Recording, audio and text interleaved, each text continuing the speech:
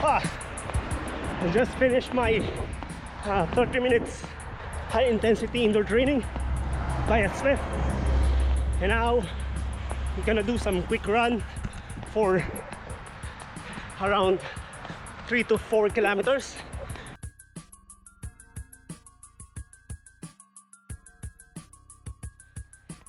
Alright guys, welcome back to my channel. It's me, Lawrence, again, and I'm very excited to give you some discussion related to how to improve your run splits. 4 minutes and 25, less than that. Okay, see you later. Alright, so the first subtopic that we're going to discuss is using the right shoes.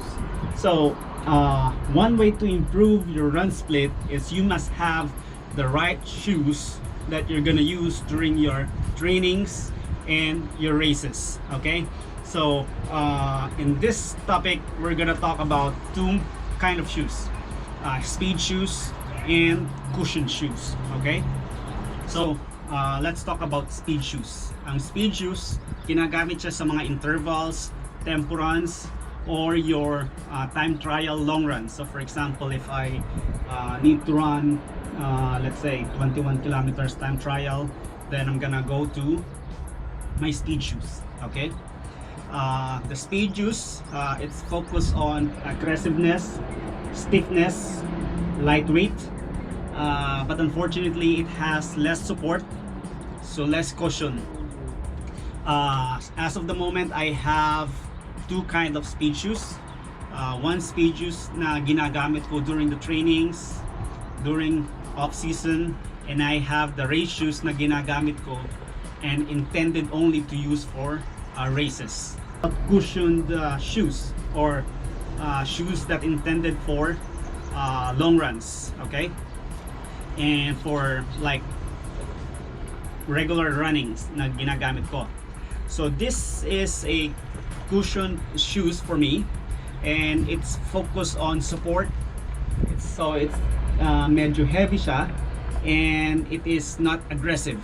Okay, the good thing about this is that it's hard to run fast in this kind of shoes, so magagamit o mai-enjoy mo talaga siya kapag you're doing the long and easy run. So let's talk about more now sa aking race shoes. Just like my other speed shoes, okay, this is also stiff, aggressive, and lightweight. Okay, but then compared sa isa kong ginagamit, mas mabilis siya because it has a carbon plate in the middle of the sole, so it gives me a push or a energy return every time ako tumatakbo.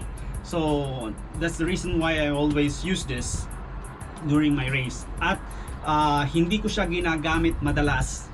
Kapag ginagawa ko yung mga intervals ko, yung mga tempo ko during the build up months, hindi ko muna siya ginagamit.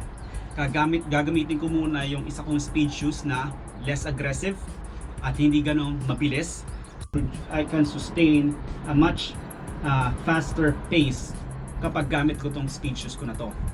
Ngayon, for example, itong speed shoes ko na to, or race shoes ko na to, gagamitin ko lang siya during like for example 1 or 2 weeks before ng race. Okay, hindi ko siya madalas ginagamit. So, but before ko siya i-stop, okay, at designate as my race shoes at gagamitin ko lang siya during race season, I have to try it first. I have to check it first and to make sure na ideal siya sa running stride ko. Kasi for example, what if okay, I already decided that this will be my race shoes, but then hindi ako nag-spend ng time nang gamitin siya during off season. So mangyayari, pag bumalik ako dito during race season at ma-realize ko pala na hindi pala ideal to para sa akin, then I have to go back to the beginning again. Maghahanap na naman ako ng race shoes. Okay, so before you do that, make sure na na-try nyo nang gamitin yung sapatos na gusto nyo gamitin sa race. Okay, then put that aside and later on go back to that shoes and start using it 1 or 2 weeks before ng race mo. So the logic of having a speed shoes, normal speed shoes intended for your trainings, and having a speed shoes intended for your race is just like the logic of having a carbon wheel set. Okay, yung mga carbon wheel set natin, yung mga expensive aero carbon wheel set natin, nilalabas lang natin siya during the race. Okay, and most of the time we're using our normal and training wheels. So same logic with dito.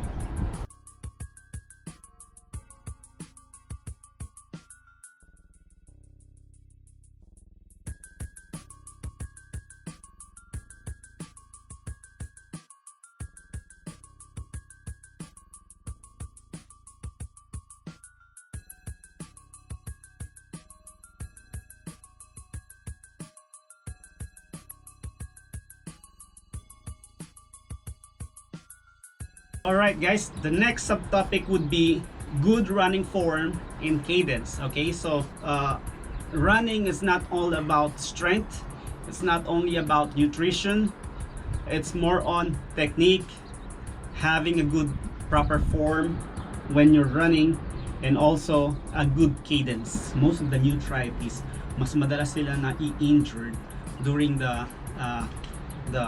runs because they're focusing on how to increase and improve their speed. Okay, and even in their long runs they're focused on durations and distance. Okay, and they're disregarding the importance of having the correct form and a good cadence. So that's one of the reason bakit instead mag-improve ka, mas lalo ka pang hihina, mas lalo ka pang mabagal. Bakit? Kasi you're forcing yourself to get faster. Okay, and you're disregarding the importance of technique, the importance of good form and good cadence. So what will happen? You will get every time I give tips to new triathletes or new runners, I always emphasize first yung importance ng good cadence, good number of cadence. Okay, if you're using Polar watch, your target cadence should be somewhere around 19 steps. If you're using Garmin, okay, you should aiming for at least 180 cadence per minute. Okay, that's a good number. Now, if you're doing a good number of cadence, okay, it will help you improve your running form.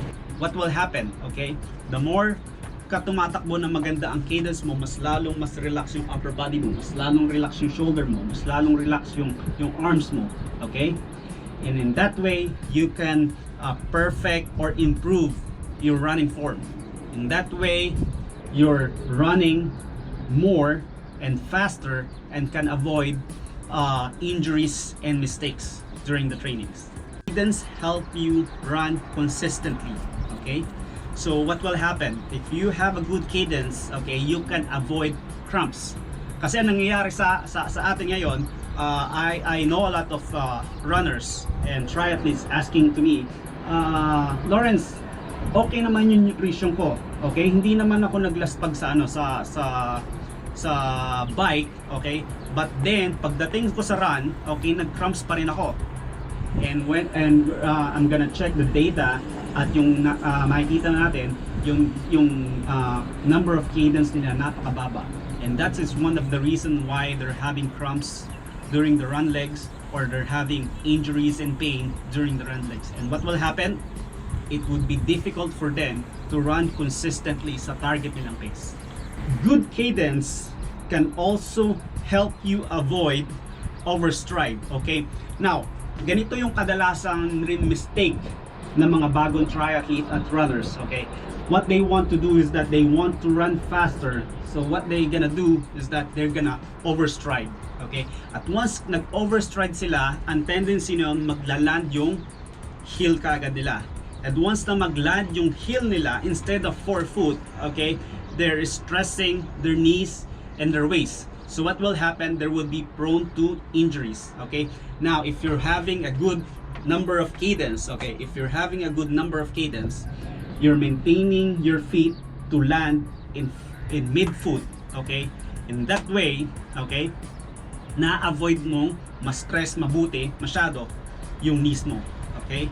Hindi masyadong na-stress yung hips mo, okay? And it would be more relaxed for you to run consistently, okay, during the trainings and during the race. Comics. Ah! Ah! Ah! Go, go.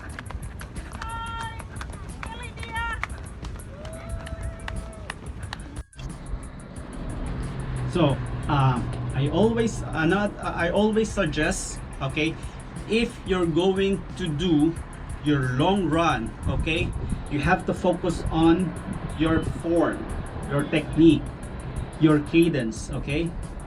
Focus muna tayo doon. Kapag meron akong mga bagong kaibigan na ina-advise ko sila na if they want to run faster, okay, I always suggest them to focus on proper form and proper cadence, okay? And they will only do that on their long runs, long and easy run, okay? As much as possible, I suggest that avoid running with groups. Just do your solo easy run, okay? Bakit? So that you can focus on yourself. You can focus on your cadence. You can focus on your form.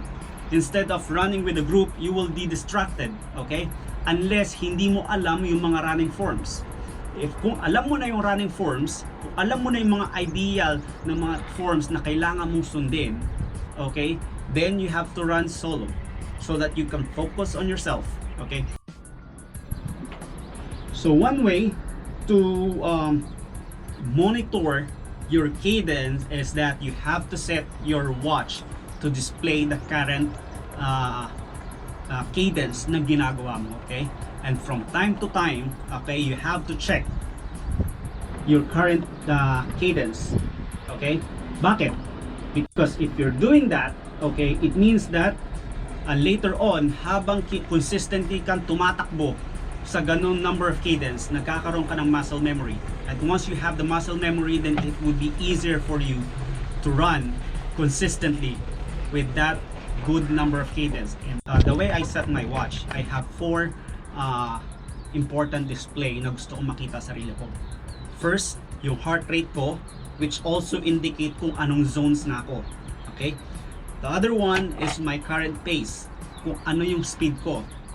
The other one is my cadence, kung ano yung current cadence na ginagawa ko. Okay? And the last one, it's either a combination of duration or distance. Okay? But the important thing is that my heart rate and my zones, my speed, which is my pace, and also my current cadence number. Those are my important display na hinahanap at tinitignan ko sa sarili ko.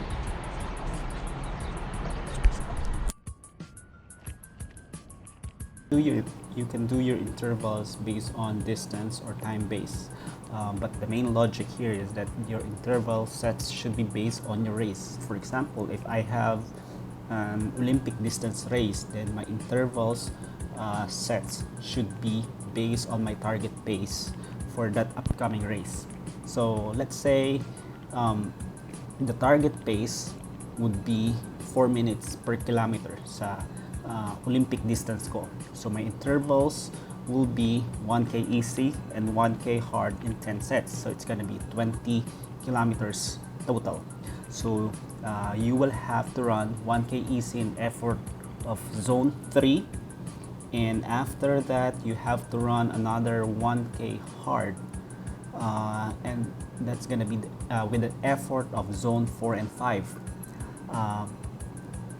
The target pace for the 1K hard run would be around 3:30 to 3:45. After you've completed the 1K hard run, then you have to hydrate and start running right away to proceed for the second set. At the moment that you completed your 1K hard run, hydrate, then run again, and that 1K easy run, it should be your recovery pace. And the moment you reach the end of 1K easy run, then that's the time that you will proceed for another, the next 1K hard run. So the logic with that is that natututunan mong tumakbo ng mabilis, at napupush mo yung tolerance mo, nag-i-increase yung tolerance mo, napupush mo yung heart rate mo. Then it will also teach you how to run easy. The good thing about this is that you can control your effort, okay? Because during the race, kuminsan nahihirapan tayong bumagal, okay? Tumakbo kasi nasanay tayo na tumakbo na mabilis, and it's difficult for us to control. So what will happen, hindi natin na-control yung pace natin. So there are times that kapag masyado nang mataas yung heart rate mo, okay, then you have to control yourself. And doing an easy run after the hard K run will help you teach your body to control your pace. Another example is that if I'm going to have my 70.3 race soon, then my interval sets would be longer, but my recovery distance should be shorter. So for example, kapag nag-prepare na ako ng race ko for 70.3, then my interval sets would be 1K easy, then 1K easy in zone 3, then 4K hard in zone 4 and 5. It's gonna be an all-out 4K run. Ang target pace ko would be for the 4K hard run would be sub 410, because I'm targeting the pace for 430. Okay, so it's gonna be a 4 sets of 1K easy and 4K hard, so total of 20K. We have to remember that we should always reach and stay as much as possible in zone 5 or red zone during intervals, or else we are not doing the intervals correctly. The purpose of reaching zone 5 during intervals is to increase our tolerance, so that once you go back to your easy long runs or to your normal race pace, then you can have a much lower heart rate. A much lower heart rate can help you perform consistently. Okay, so we are done with intervals, so let's talk about tempo runs.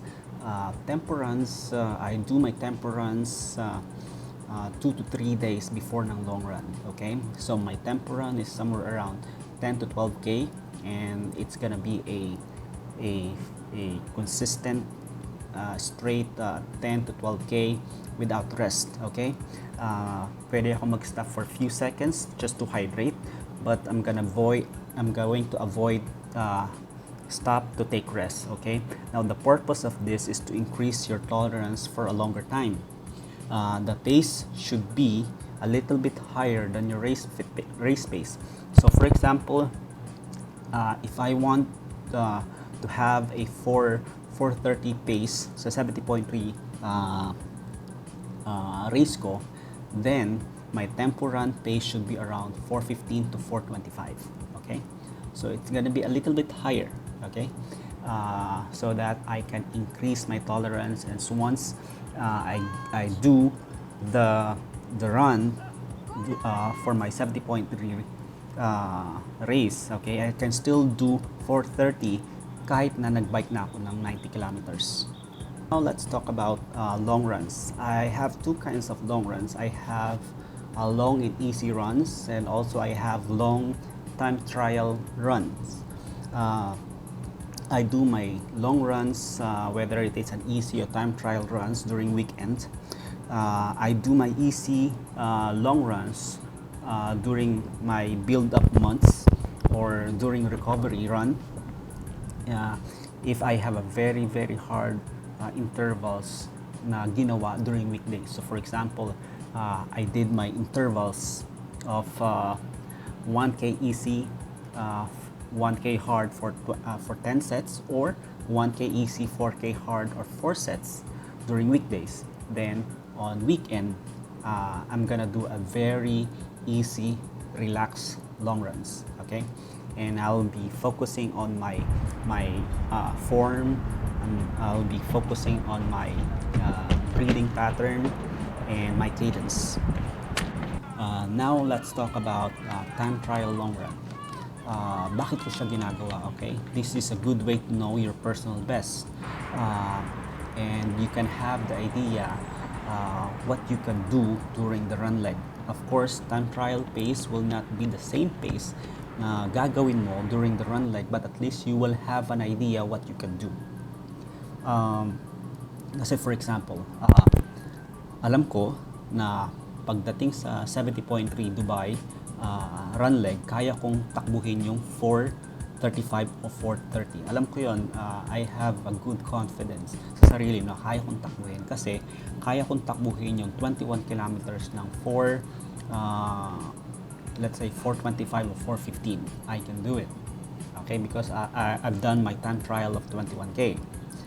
The reason why confident ako na kaya kong gawin yung pace na yon na 4:30 kasi na-push ko na yung sarili ko, and I already know my limit, I already know my capabilities. That's why nung nag-set ako ng game plan ko and race plan ko, I know that 4:30 is realistic sa capabilities ko, and in fact during the race mas nahigitan ko pa yung pace na time na plan ko. I was able to do 4:25 pace. So time trial long runs will really help you increase your tolerance, know your capabilities, and another way is that you can save money. Instead of registering a 21K or half marathon race, then you can just do your own time trial 21K, 10K. Okay, so in that way nag-improve ka pa, nalalaman mo yung capabilities mo, and then you can prepare a very good realistic race plan.